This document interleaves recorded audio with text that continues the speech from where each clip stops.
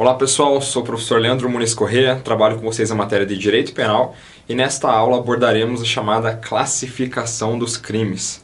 Via de regra nós temos contato durante o curso, ou até de formas pouco jurídicas em telejornais, com algumas classificações como consumação e tentativa, crime doloso e crime culposo é um que também é bem explorado em jornais, sobretudo naqueles sensacionalistas de meio-dia que exploram o fenômeno da criminalidade de uma forma até exacerbada, mas existem muitas outras que para fins de exame, para fins de prova da ordem, para fins de concurso público são necessárias o domínio também. Por exemplo, o crime se classifica quanto à conduta, quanto à intenção do agente, quanto à quantidade de bens jurídicos atingidos ou tutelados por aquele tipo penal. Então é justamente por essa necessidade que temos de entender e dominar essas classificações que o tema da nossa aula é classificações de crime e partiremos então a esta abordagem.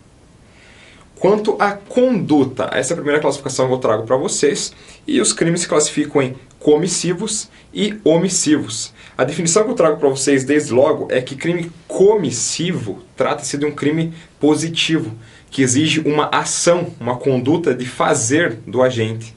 Então, por exemplo, o nosso 121 do Código Penal, homicídio, matar alguém. A conduta de matar alguém é positiva, ou seja, você tem que realizar algo, não deixar de fazer, mas sim realizar algo, e com a morte, o evento morte, nós temos consumado o tipo penal. Quanto aos crimes omissivos, que é a segunda classificação que eu trago no que se refere à conduta, ela marca-se por uma postura negativa, por um deixar de fazer. Se o crime comissivo exige uma conduta positiva, um fazer, o omissivo, de forma antagônica, contraposta, exige um não fazer, uma postura negativa, então, do agente, incide no tipo penal.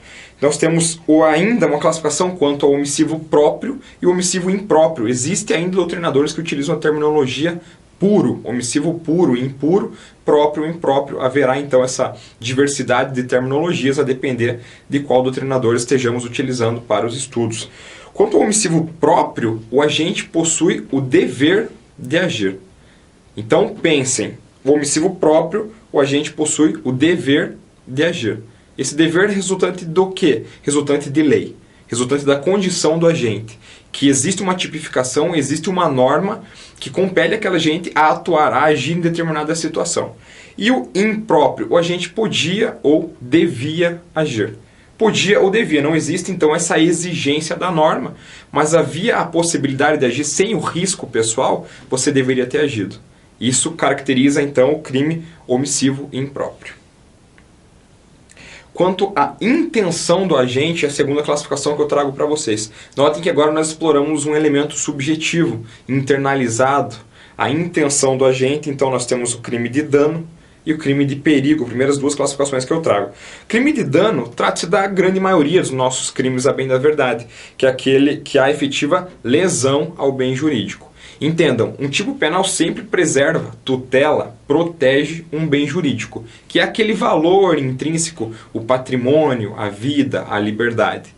Quando há uma necessidade de efetiva lesão, de que se atinja de modo a lesionar esse bem jurídico, nós estamos falando de um crime de dano. Nós temos nossa lesão corporal, por exemplo. Há necessariamente que se lesionar a integridade física de alguém para que se damos nesse tipo penal.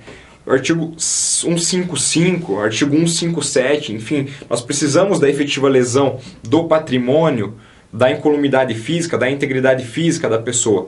Então, sempre que houver a necessidade de que o bem jurídico seja efetivamente atingido, estamos falando de um crime de dano.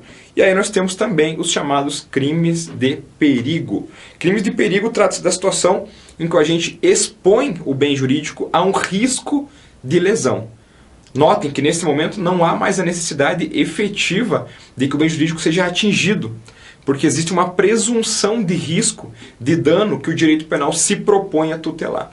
Então essa situação em que uma determinada conduta atinge o bem jurídico não de forma direta, não de forma a lhe causar um dano efetivo, mas de forma a expor a um risco esse bem jurídico, nós temos os chamados crimes de perigo.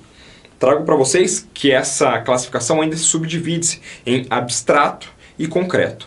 Os crimes de perigo em abstrato trago que trata-se de uma penalização da conduta que é considerada ex ante, ou seja, de uma forma anterior, em um momento anterior. Então há uma presunção absoluta de risco. Por que perigo abstrato? Porque não há a necessidade de comprovação concreta, de comprovação efetiva do risco que aquela conduta trouxe. Um posicionamento recente do STJ tratou então o crime de embriaguez ao volante como sendo uma espécie de crime de perigo abstrato. Ou seja, o fato de conduzir um veículo automotor em um estado de embriaguez faz, aos olhos do STJ, aos olhos de muitos dos nossos doutrinadores, a bem da verdade, que esse tipo penal, que esse crime de conduzir o veículo em estado de embriaguez seja de perigo abstrato. Ou seja, o simples ato de conduzir o veículo já expõe o risco de lesão à integridade física das pessoas, à incolumidade do patrimônio público, do patrimônio privado, dada as diversas possibilidades de acidente que a gente sabe e reiteradamente tem contato no nosso dia a dia. Então, para todos os fins, crime de embriaguez ao volante, perigo abstrato, há uma presunção absoluta do risco. Não há necessidade de se comprovar o risco, que é o que ocorre nos crimes de perigo concreto, segundo a subclassificação dos crimes de perigo que eu trago a vocês, e que trata-se de um crime em que há necessidade de comprovação deste efetivo perigo gerado. Então, o crime de maus tratos é o exemplo que eu trago para vocês. O crime de maus tratos é um crime de perigo, até porque se houver uma efetiva lesão, não necessariamente estaremos falando de maus tratos, mas talvez de uma lesão corporal, por exemplo. Então, o crime de maus tratos é uma presunção de risco do bem jurídico, integridade física, sim, mas essa presunção não é absoluta, como ocorre nos crimes de perigo abstrato. É uma presunção relativa. Ou seja, não obstante o legislador entenda, não obstante o nosso Poder Judiciário entenda que o crime de maus tratos realmente traz um risco, envolve em um risco o bem jurídico daquele que é objeto, que é vítima desse crime, não é uma presunção absoluta. Há necessidade de comprovação. Qual foi o risco gerado? O que nessa situação, nesse caso concreto, faz com que entendamos que o crime efetivamente ocorreu, que efetivamente houve um risco a esse bem jurídico, houve um risco de atingir este bem jurídico de forma lesiva. Então, mais uma vez, nós temos os crimes de perigo, que se dividem em abstrato, há uma presunção absoluta do risco gerado, e nós temos de perigo concreto, que nesse caso há necessidade de comprovação desse risco, desse perigo gerado. Quanto ao modus operandi, ou quanto à forma como se operacionaliza, quanto à forma como se realiza, como se concretiza o crime, nós temos a divisão em unissubsistente e plurissubsistente. Unissubsistente concretiza-se com um único ato. É aquele crime que basta uma única conduta para que se efetive e se consume o crime. O exemplo que a doutrina mais explora, eu trago a vocês até para que vocês se familiarizem já com eventuais exemplos dessa natureza, é o crime de injúria verbal.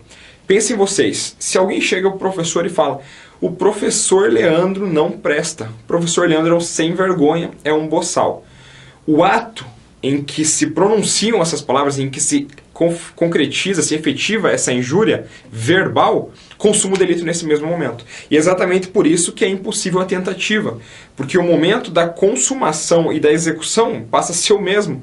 Então não se tem como interromper a fase executória. A partir do momento que eu falo, que eu injurio, pronto, está consumado o crime, um único ato. A fala naquele momento já consumou. Não existe uma sequência, uma cadeia de atos ou uma múltipla necessidade de atos diversos para consumação. Um único ato, injuriei, falei uma única vez, consumou o crime, perfeito, é passivo já de reprimenda o agente que o comete. Quanto aos crimes plurissubsistentes, mais uma vez a interpretação gramatical já nos conduz a uma interpretação correta. Pluri vem de muitos, de diversos. Plurissubsistente é aquele crime que constitui-se por vários atos. Vários, não necessariamente muitos, mas mais de um. Se for um, é o unissubsistente, mais de um, plurissubsistente. Exemplos: roubo. Entendam que o roubo atinge dois bens jurídicos.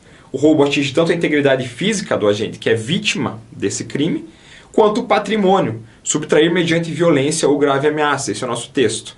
Pois bem, subtrair mediante violência ou grave ameaça. Subtração é uma conduta, é um ato que deve ser realizado mediante violência ou grave ameaça. Então, o emprego de violência e de grave ameaça é outro ato. Entendam, há necessidade de dois atos. Não se tem como eu só ameaçar e já e já com essa ameaça concretizarmos o crime de roubo, porque senão teríamos um crime de ameaça, provavelmente. Tá, e se eu só subtrair sem ameaça? Então nós temos um crime de furto, não temos um crime de roubo. Necessariamente, para que se concretize, se consume o crime de roubo, temos que ter a violência aliada à grave ameaça ou substituída pela grave ameaça, mas somado ainda à subtração. Até porque se não tivermos uma mais a outra, não haverá de se falar em crime de roubo por ser um crime plurissubsistente, ou seja, há necessidade de mais de um ato para que se consume esse crime, esse tipo penal. Agora, pessoal, quanto ao resultado, já vimos quanto à conduta, quanto ao modus operandi, quanto à intenção da gente, quanto ao resultado, nós temos crimes ditos materiais e crimes formais. A terceira classificação de mera conduta é essa um pouquinho mais conturbada, mas exploraremos aqui também. Então, materiais, formais e mera conduta. Materiais são aqueles crimes que exigem um resultado naturalístico. Então, sempre que vocês ouvirem material, materialmente, materiais em direito penal, tentem associar isso à ideia de palpável, de um resultado naturalístico, de um resultado material. Nós temos mais uma vez o crime de homicídio como exemplo, porque materialmente falando não há necessidade de que morra alguém. Matar alguém é o texto do nosso tipo penal do artigo 121. Então, materialmente falando, se não houver a morte, nós não podemos falar em homicídio. Não em homicídio consumado, pelo menos. Mas para todos os fins há necessidade desse atingimento, dessa efetiva lesão material ao bem jurídico, vida, para que possamos falar em consumação do crime de homicídio. Então, crimes materiais, quanto ao resultado, são aqueles que exigem a alteração do mundo naturalístico, que exigem uma mutação, uma modificação material do bem jurídico, material do mundo naturalístico, para que possamos falar em consumação, em efetiva prática daquele crime. Ok? Crimes formais. Crimes formais são aqueles que não exigem resultado, podendo ou não ocorrer o resultado. Professor, assim fica complicado, porque se o material exige resultado agora, pode ou não, como é que eu vou saber a diferença? Simples. Vou dar um exemplo para vocês do crime de concussão.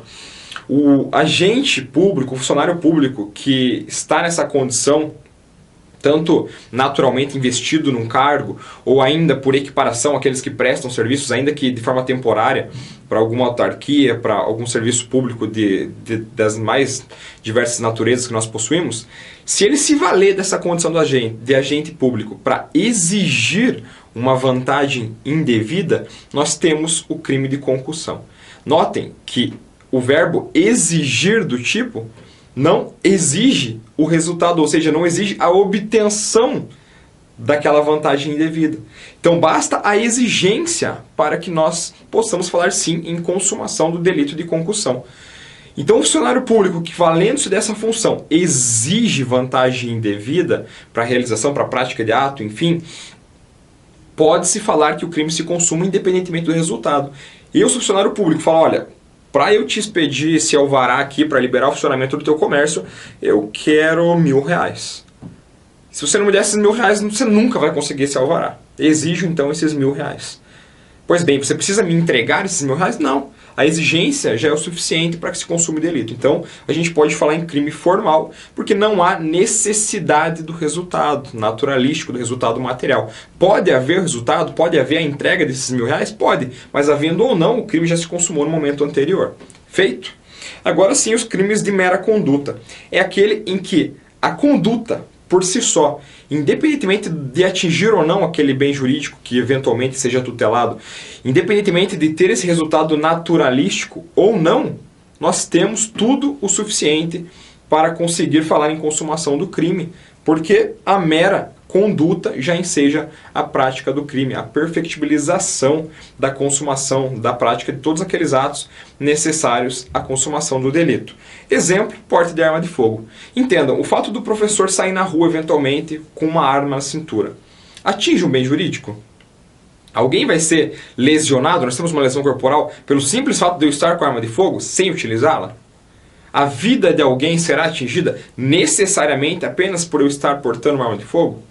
Mas mesmo assim, portar arma de fogo mesmo que não atingindo de forma direta, de forma efetiva, ou não existe uma relação causalista de necessariamente porque está com a arma alguém vai morrer. Ainda assim nós temos o crime. Por quê? Porque é um crime de mera conduta. A mera conduta, o mero fato de eu estar portando uma arma de fogo, já enseja então esse enquadramento. Já enseja então a aplicação do direito penal, da sanção do direito penal, da persecução penal pela prática de um delito. Porque nesses delitos de mera conduta, é a conduta que é reprimida. É a conduta que é tida como lesiva, independentemente deste resultado. Independentemente da prática de uma conduta outra que atinge o bem jurídico de uma forma material, de uma forma formal, como é a nossa classificação anterior. A conduta é punida. Agora sim, quanto ao bem jurídico atingido, falamos muito em bem jurídico até agora, e quanto ao bem jurídico atingido, ou quanto aos bens jurídicos, no plural, atingidos, nós temos também mais uma classificação, que pode ser simples ou complexo. O crime dito simples é aquele que tutela um único bem jurídico, de modo que a prática daquele crime atingirá, por consequência, um único bem jurídico. Então, quanto ao bem jurídico, os crimes simples: furto, homicídio. Homicídio só tutela a vida, certo? Não só tutela tentando minimizar a importância, até porque é o maior dos nossos bens jurídicos, mas atinge somente a vida, somente um bem jurídico. E o furto, somente o patrimônio. E o roubo? Opa, o roubo não. Nós temos como complexo, então, os crimes que possuem a tutela de mais de um bem jurídico, ou os crimes que, quando cometidos, atingem mais de um bem jurídico. E aqui nós entramos no roubo. Vou até fazer uma distinção entre roubo e o furto, para ficar bem claro essa divisão quanto ao bem jurídico atingido. No furto, nós temos subtrair coisa alheia móvel para si ou para outra. E subtrair coisa alheia móvel patrimônio. Simples, somente o patrimônio. E no roubo, professor, nós temos subtrair mediante violência ou grave ameaça coisa alheia móvel. Ou seja, mediante violência ou grave ameaça, nós estamos falando do bem jurídico integridade física, incolumidade física. E nós temos ainda o patrimônio. Então, no furto, somente o patrimônio. É um crime que, quanto ao bem jurídico, classificamos como simples. Simples porque tutela só um bem jurídico. Atinge-se só um bem jurídico quando do cometimento. Tá, professor? E o roubo? O roubo nós temos dois bens jurídicos que são atingidos, dois bens jurídicos que são tutelados pela norma penal, e por isso nós o classificamos como complexo. Latrocínio, por exemplo, temos patrimônio e vida. Então, fazendo essa mesma equiparação, ou esse mesmo diálogo entre o homicídio, matar alguém, somente a vida, e o latrocínio, nós temos o patrimônio e a vida. É o famoso roubo seguido de morte, ou ainda roubo que tem como resultado morte. O ponto é, tanto o patrimônio quanto a vida no latrocínio são atingidos. Mais uma vez, um tipo penal que protege dois bens jurídicos, e por isso nós o classificamos como complexo. Feito? Então, pessoal, quanto ao número de agentes, número de pessoas necessárias a estarem ali envolvidas com o delito. Quantas pessoas são necessárias para cometer um homicídio? E associação criminosa? Pois bem, unissubjetivo pode ser praticado por um único agente. Pode ser praticado, não quer dizer que não possa ser praticado por mais de um agente. Entendam? O crime que uma só pessoa consegue fazer sozinho nós chamamos de unissubjetivo. O crime que necessariamente precisamos ter mais de uma pessoa, mais de um agente para que se concretize, se consume aquele crime, nós chamamos de plurissubjetivo. Unissubjetivo, um agente comete o crime sozinho. Plurissubjetivo, necessariamente precisamos de mais de uma pessoa. Quanto ao unissubjetivo, pergunto, o roubo, precisa de mais de uma pessoa para cometer o roubo? Não vale falar que precisa do criminoso e da vítima, porque nós estamos falando somente em relação ao sujeito ativo, somente ao autor da conduta criminosa. Então, uma pessoa só consegue, através da utilização de uma faca, falar, me passe o celular. Eu sozinho cometi um roubo. E um homicídio também, porque eu posso, através de uma arma de fogo, efetuar um disparo e matar alguém. Então, tipifiquei o crime de homicídio através dessa conduta, necessariamente serei punido, haverá uma persecução penal, porque eu sozinho consegui cometer esse crime. Tá, professor? E plurissubjetivo exige mais de um, como eu disse, e aí nós temos o crime de associação criminosa. Associar-se 3 ou mais pessoas para a prática de crimes Isso, olha, o tipo penal já traz pra gente essa definição. Associar-se 3 ou mais pessoas, 3 ou mais pessoas. E se tiver 2? Não tem como a gente enquadrar aquela conduta nesse tipo penal. Não há tipificação deste crime específico para 2 pessoas que unem-se para cometer crimes. Por quê? Porque o texto da lei diz 3 ou mais pessoas. Então é o que nós chamamos de crime de concurso necessário. Ou seja, há uma necessidade latente de que se tenha pelo menos 3 pessoas para que nós possamos falar em associação criminosa. Então o concurso é necessário que tenha mais de uma pessoa, nesse caso no mínimo 3, porque uma só não consegue cometer esse tipo penal. Feito? Quanto ao sujeito, nós temos a classificação entre crime comum e crime próprio. Como o próprio nome já nos induz a crer, comum é aquilo ordinário, que possivelmente e reiteradamente pode ser feito. É algo normal, se é que podemos chamar assim, quando estamos falando de crime. Mas entendo que comum é que não exige nenhuma qualificação específica. Não é exigida nenhuma característica especial. Então o conceito que eu trago para vocês pode ser realizado por qualquer pessoa. Você pode cometer um furto? Pode. Um roubo? Pode. Um homicídio? Pode. O crime próprio, então, o que seria? Exige-se uma característica especial do agente. Concussão, como eu disse para vocês, esse ato do funcionário público valendo-se do seu cargo, exigir uma vantagem indevida. Funcionário público, eu disse. Então você que não é funcionário público não vai cometer a concussão. Existem circunstâncias que comunicam algo que nós exploraremos em outra aula, mas para estes fins de compreensão da diferença entre crime comum e crime próprio, é interessante que saibamos. Exige-se a qualidade de funcionário público no peculato. Exige-se a qualidade de funcionário público na concussão, de modo que não se trata de um crime comum, porque não é um comum que pode cometê-lo, apenas o funcionário público. Então a exigência dessa característica, dessa qualificação especial, diferenciada, é que agrega então a estes crimes a qualidade de crime próprio, ou crime comum, se não houver exigência de nenhuma característica diferenciadora e especial, como há no peculato, na concussão, em se tratando da necessidade de ser funcionário público. Nós temos ainda o chamado crime de mão própria. Professor, crime de mão própria? Imagine, mão própria é aquilo que você faz com suas próprias mãos. Os crimes de mão própria são aqueles que somente o agente, na pessoa do agente, pode cometer. Professor, quero um exemplo. Falso testemunho. Notem, o crime de falso testemunho não pode ser cometido por intermédio de outra pessoa. Nós não podemos falar em coautoria. Se eu presto o compromisso de falar a verdade frente ao juiz de uma audiência e eu começo a mentir, inventar para proteger a pessoa que eventualmente está sendo acusada ou para proteger outros interesses pessoais, tem como se falar em coautoria? Alguém agiu junto a mim, realizando ou não o verbo do tipo?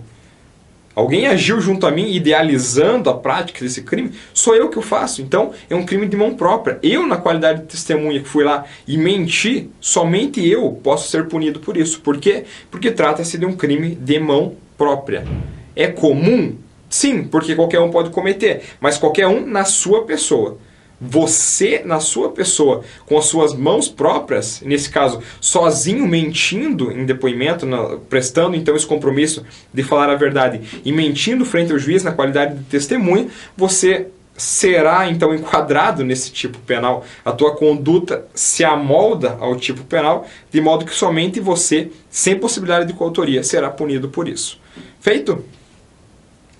Crime consumado e crime tentado. Acredito que essa é a classificação com a qual mais possuímos familiaridade, empatia até eu diria, porque nós sabemos, cometeu o crime consumado, não conseguiu cometer tentado. Mas por que essa divisão? Acho que, como o conceito parece ser bem claro, nós conseguimos, através de experiências até pouco jurídicas, saber o que significou um ou outro, entender o porquê ou como ocorre, então é algo que vale a pena ser ensinado a vocês, para que a gente possa explorar um pouquinho mais esse conceito e um pouquinho além da eventual superficialidade do que é dito e às vezes de forma até inverídica, digamos assim. Crime consumado trata-se da realização do tipo penal por completo.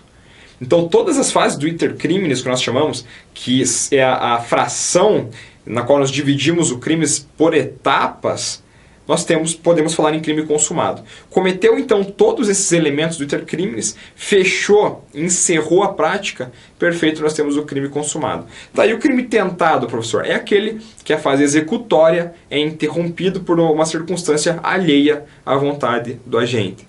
Nós temos o chamado iter criminis, e aqui eu vou até um pouco além, porque há de se falar em atos preparatórios, executórios e os atos de consumação efetiva. Mas nós temos a fase de cogitação do crime, que para fins didáticos vale a pena ser levado em conta, que vem antes ainda, a primeira fase, e nós temos os atos de exaurimento, de esgotamento do crime, que é a última. Cogitação. O direito penal não pune aspirações. O fato de você desejar matar alguém por si só não faz de você um criminoso. Não faz da sua conduta de desejar matar alguém a incidência, a prática de um determinado crime. Tá, professor.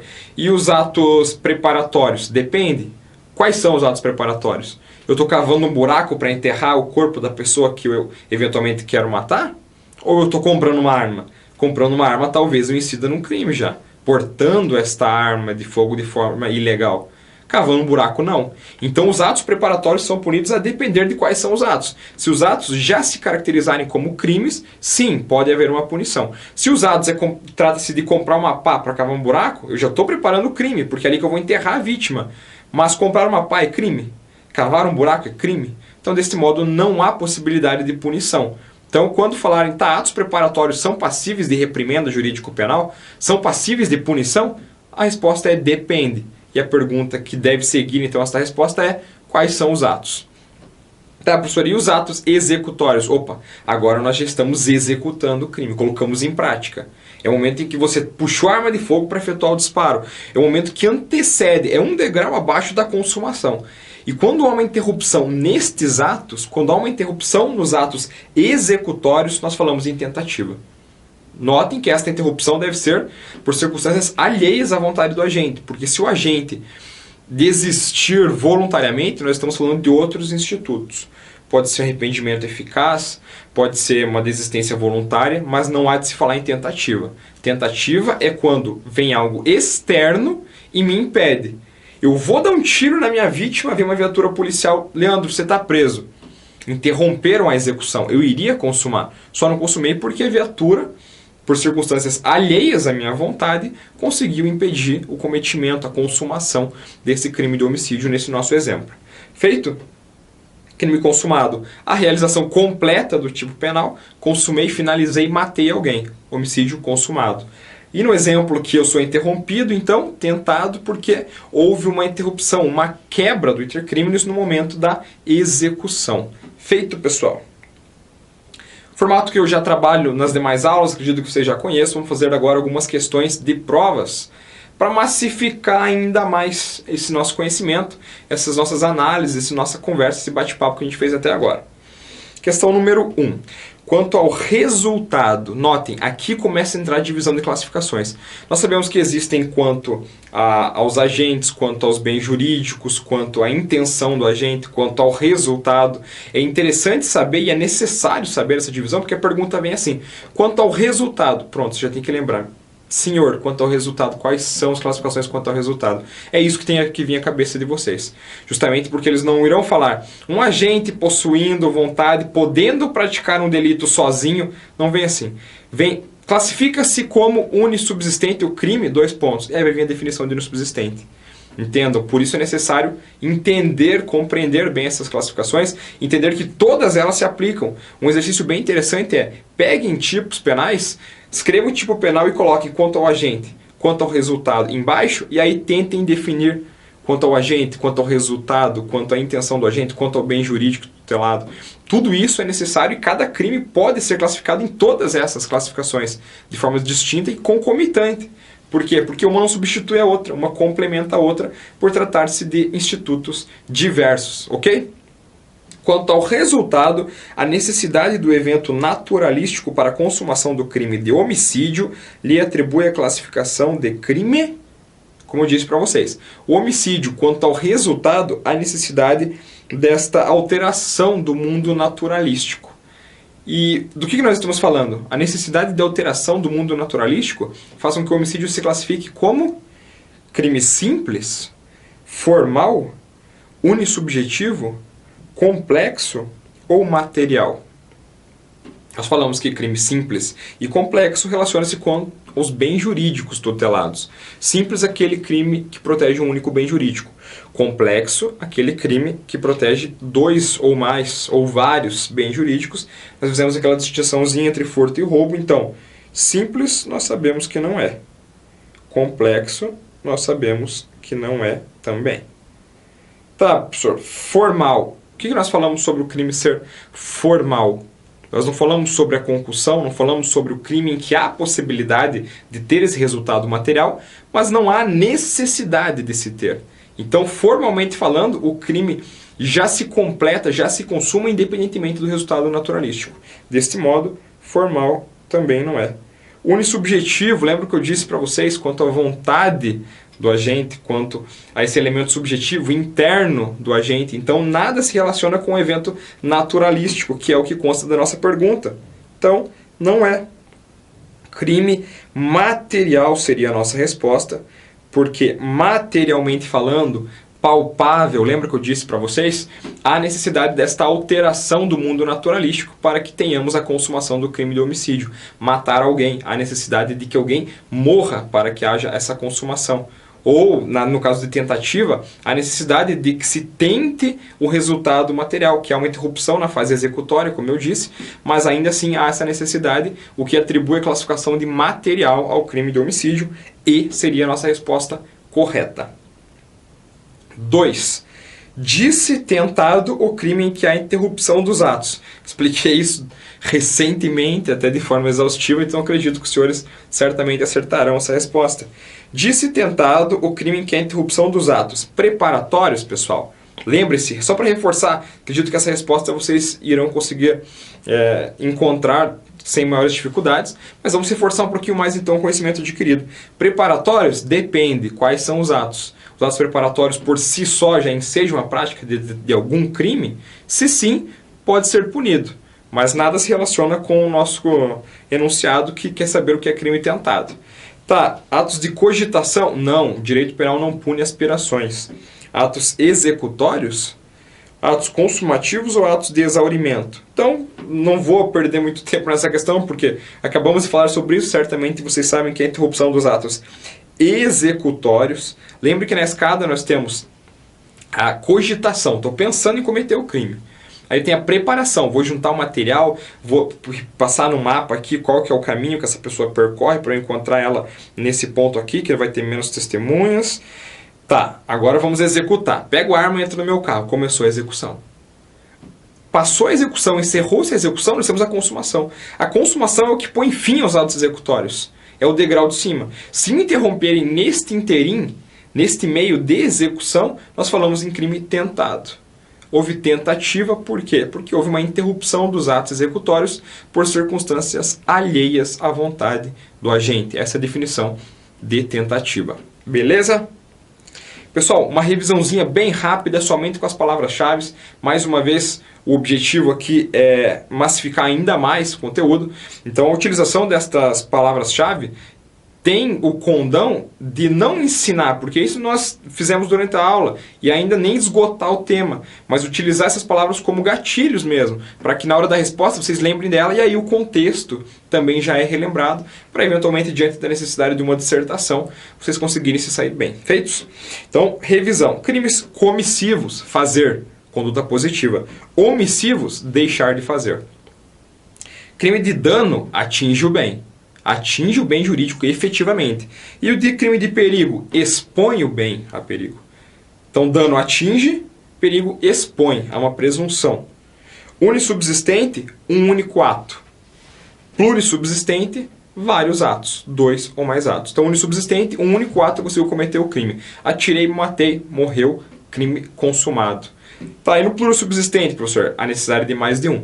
Passa agora a sua bolsa, um ato, violência ou grave ameaça. Me entregou a bolsa, opa, subtraí a coisa alheia. Então agora nós temos 2 atos, consumou-se o crime de roubo. Crimes materiais, quanto ao resultado. Crime material é aquele que há alteração naturalística do mundo. Crimes formais não exige necessariamente o resultado. Pode haver ou não. Lembre do crime de concussão. Exigir a vantagem devida, está consumado. Crimes de mera conduta, a conduta por si só já é punida, independentemente do resultado. Há uma exposição. Aqui sim nós temos uma presunção absoluta da exposição de risco, da exposição ao risco que se tem todos os bens jurídicos que estão relacionados com aquela determinada conduta. Lembre-se de porte de arma de fogo. Unissubjetivo, um único agente pode cometer. Plurissubjetivo, lembre-se da associação criminosa, antigamente quadrilha ou bando era chamado, lembre dessa necessidade de que vários agentes, da necessidade de concurso ou crime de concurso necessário. Feito? Crime comum, qualquer pessoa pode cometer. Próprio, exige-se uma característica específica, por exemplo, ser funcionário público para o peculato. Mão própria, somente a pessoa pode cometer. Lembre-se desse falso testemunho. Somente a pessoa que prestou esse compromisso pode realizar. Não há possibilidade de coautoria. Crime consumado, tipo penal completo. Encerramos todas as fases de ter crimes. Fechou, crime cometido. Tentado a uma interrupção na fase executória. Precedente à consumação. Antecedente à consumação.